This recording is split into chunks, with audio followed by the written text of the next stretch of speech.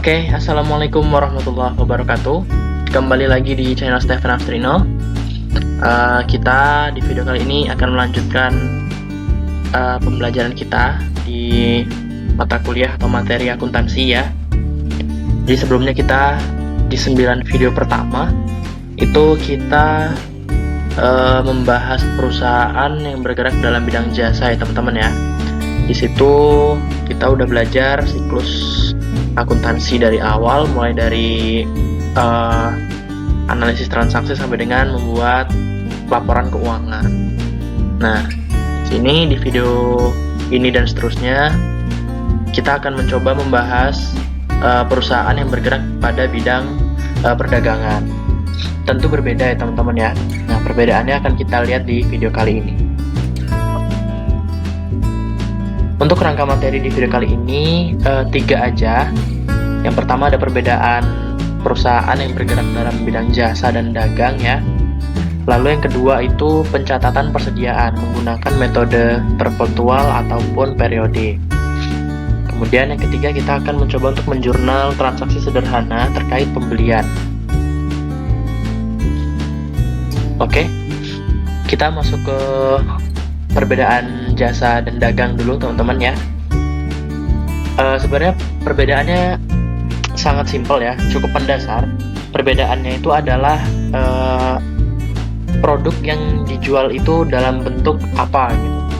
Kalau jasa kan dia menjual dalam bentuk pekerjaannya, tidak bisa dilihat, bentuk produknya itu tidak bisa dilihat, tapi hasilnya bisa kita lihat. Nah itu jasa. Nah jasa kita nilainya dengan apa?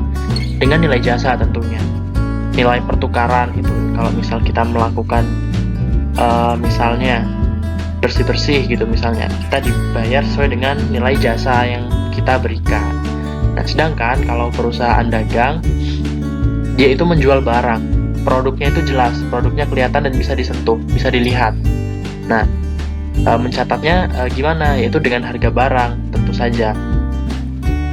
Nah, tapi di harga barang ini tidak sesimpel nilai jasa yang ya, nilainya 1 gitu. Oh, aku membersihkan rumahmu tapi kamu bayar aku 10.000. Enggak seperti itu. Yang diperhatikan itu banyak. Kurang lebih ada 5 yang sering ya, yang bakal diperhatiin kalau mencatat transaksi perdagangan gitu, jurnal dalam perusahaan dagang. Yaitu ada keuntungan. Tentu saja kita harus menghitung keuntungan kita ya, karena kita kan beli barang tuh, dan kita menjual harus ada untungnya gitu. Kemudian persediaan. Nah persediaan ini yang dimaksud adalah ya stok barang. Gimana kita mau jual kalau kita nggak punya stok? Nah tiap persediaan ini benar-benar harus diperhatikan oleh perusahaan dagang. Lalu ada harga beli. Tentu kita harus mencari harga belinya ya. Nggak bisa kita untuk menjual harga barang tuh kita nggak memperhatikan harga beli. Bisa-bisa harga jual kita justru di bawah harga beli. Nah bisa-bisa kita rugi kan gitu. Kemudian ada ongkos kirim ya, untuk pengiriman barang atau produk persediaan tentu ada biaya pengirimannya ya. Nggak ada yang gratis. Bahkan kalau teman-teman mungkin beli di online shop itu pasti kan ada ongkos kirimnya. Nah nggak beda sama perusahaan dagang. Lalu ada diskon. Nah diskon ini yang biasa dicari sama pelanggan tuh ya diskon ini.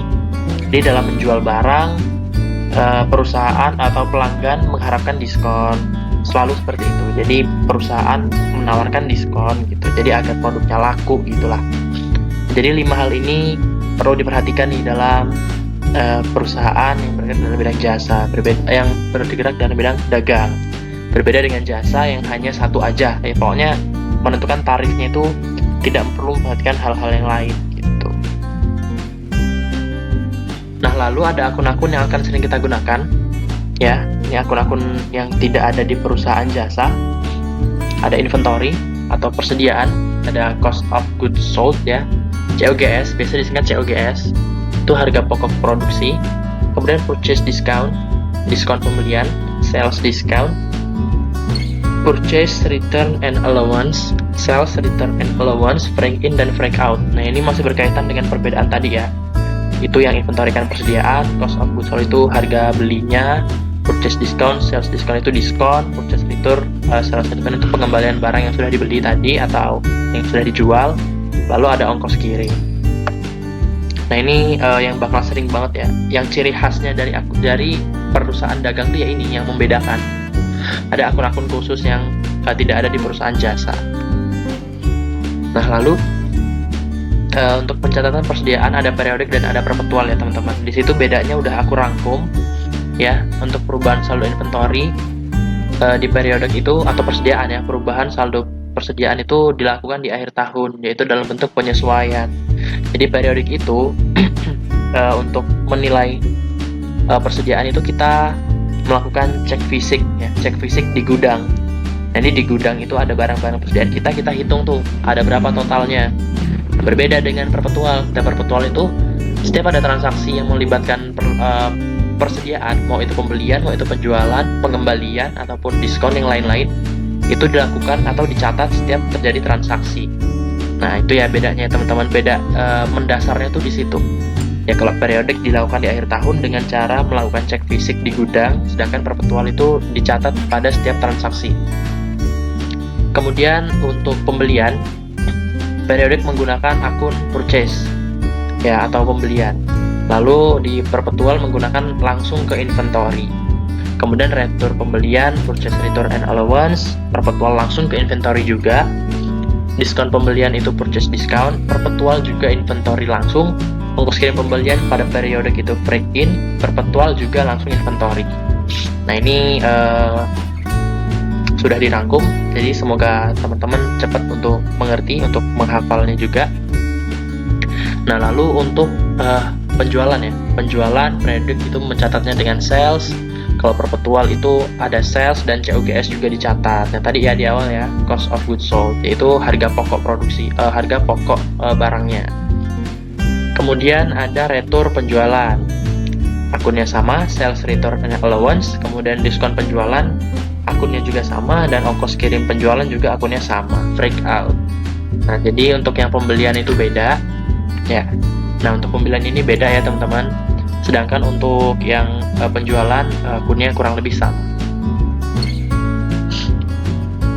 Oke, jadi untuk diskon dan biaya pengiriman ini ada mendetailnya lagi ya. Nah biasanya itu di diskon penjualan ada syaratnya, ada ketentuannya. Nah biasanya dinotasikan atau ditulisnya seperti itu. Misalnya 2/10, N/30. Nah disitu kita bisa baca, artinya adalah diskon 2% untuk 10 hari pertama. Artinya jika kita membeli persediaan menggunakan utang gitu. Nah jika kita melunasi atau membayar utang kita pada 10 hari pertama, kita akan mendapatkan diskon sebesar 2%. Nah, lalu untuk yang N/30 itu adalah jatuh tempo utangnya adalah 30 hari. Nah, gimana kalau kita bayarnya di atas 30 hari? Nah, bisa jadi kena denda. Kita bayarnya bisa lebih malahan. Itu ya. Lalu untuk yang pengiriman atau freight on board itu ada dua jenisnya, ada FOB shipping point. Kalau shipping point itu ditanggung pembeli ya, ongkirnya ya. Kalau FOB destination ongkirnya ditanggung oleh penjual gitu. Kalau FOB shipping point itu hak pengalihan hak atas barang itu sudah sudah dialihkan dari penjual ke pembeli saat barang itu ada di shippingnya, ada di titik shipping, ada di titik pengantaran gitu istilahnya. Kalau shipping kan mungkin diberi nama karena dulu itu kan mengirim barang itu menggunakan kapal gitu ya. Tapi sekarang kan sudah bervariasi tuh, bisa menggunakan Gojek atau Grab atau aplikasi atau jasa-jasa lainnya gitu. Nah itu shipping point artinya titik pengalihan haknya itu ada di saat shipping, saat barang akan diantar gitu. Nah kebalikannya adalah destination, pengalihan hak saat barang telah sampai ke destinasi, barang telah sampai di tujuan, itu baru pengalihan hak atas barang. Nah jadi mudahnya gitu teman-teman untuk mengerti, di FOB shipping point itu ditanggung pembeli, FOB destination ditanggung penjual. Nah untuk selanjutnya kita akan mencoba untuk menjurnal pembelian dengan transaksi yang sederhana ya teman-teman ya. Perusahaan membeli barang persediaan dari pemasok sejumlah 1.000 unit dengan harga $50 untuk per unitnya pada tanggal 1 Januari 2020 dengan syarat 2/10 N/30. Nah ini teman-teman ya, tadi kita kita harus ingat-ingat, biasanya syarat itu tuh ada di keterangan pembeliannya, bukan di keterangan pembayarannya, ya. Jadi kan kita syarat mendapatkan diskon kan saat membayarnya harus di dalam periode diskon gitu ya. Tapi nanti di soal teman-teman akan menemukan kalau notasi ini ditemukan di transaksi pembelian kita. Jadi harus diingat-ingat tuh. Nanti saat pembayaran uang kita kembali lagi lihat keterangan di jurnal atau di transaksi pembelian itu syaratnya masih memenuhi dapat diskon atau enggak gitu ya. Nah di sini untuk periodik jurnalnya adalah purchase pada accounts payable sebesar 50.000. Dari mana? 50 unit, $50 per unit dikali 1000 unit. Nah kalau perpetual tadi ya di perbedaannya udah jelas ya. Langsung menggunakan akun inventory pada accounts payable sebesar 50.000. Lalu atas transaksi tanggal 1 Januari 2020 tadi ya pembelian, perusahaan membayar biaya pengiriman senilai 2% dari nilai barang secara tunai menggunakan FOB shipping point. Nah, FOB shipping point ya teman-teman artinya ditanggung pembeli. Jadi kita yang bayar ongkos kirimnya. Nah, untuk periodik jurnalnya adalah break in pada cash sebesar 1000. 1000 itu dari 2% dikali nilai barang secara total ya. Nilai barang totalnya tadi kan 50.000. Nah, 50.000 dikali 2% kembalikan 1000. Nah, gitu. Kemudian untuk yang perpetual dia langsung ke inventory ya, teman-teman ya. Inventory pada cash sebesar 1000. Lalu perusahaan membayar pembelian barang persediaan pada tanggal 1 Januari lalu sebesar 75%-nya pada tanggal 10 Januari 2020. Nah ini ya yang aku sebutkan tadi ya teman-teman. Saat pembayaran, dia itu tidak menyebutkan notasinya atau syaratnya 2N10, 2/10, N/30. Biasanya nggak disebutkan kayak gitu. Nah jadi kita perlu melihat lagi ke syarat di pembeliannya. Nah itu kan 2/10 ya, artinya kita mendapat diskon 2% jika pembayarannya dalam tempo 10 hari. Nah ini pada tanggal 10 Januari tuh, artinya kan masih dalam 10 hari ya. Jadi 1 Januari 2, 3, 4, 5, 6, 7, 8, 9, 10. Nah 10 masih dalam periode diskon. Nah artinya pembayaran 75% kita itu kita mendapat diskon gitu. Nah, jadi accounts payable kita berkurang sebesar 75% dari 50.000. Ya, itu bintangnya di atas ya, bintangnya di accounts payable ya. Nah, yaitu sebesar 37.500. Lalu kas kita yang kita keluarkan itu berkurang. Kenapa? Karena kita mendapatkan diskon. Gitu. Diskonnya sebesar 2% ya tadi ya. 2% dari jumlah yang kita bayarkan, yaitu 37.500. Gitu. Jadi jurnalnya accounts payable pada cash pada purchase discount sebesar sekian. Untuk yang periodik ya. Lalu untuk yang perpetual langsung dengan akun inventory teman-teman. Ya, boleh dicek lagi tadi di daftar perbedaannya ya. Untuk pembelian perpetual selalu menggunakan inventory. Angkanya sama, perhitungannya sama. Beda nama akun aja gitu. Lalu perusahaan mengembalikan 10 barang yang tidak sesuai pesanan pada tanggal 15 Januari 2020.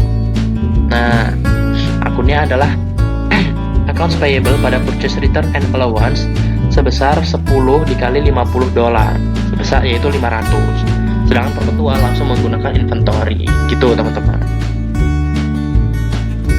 Lalu pada tanggal 20 Januari 2020 perusahaan melunasi utangnya kepada pemasok. Nah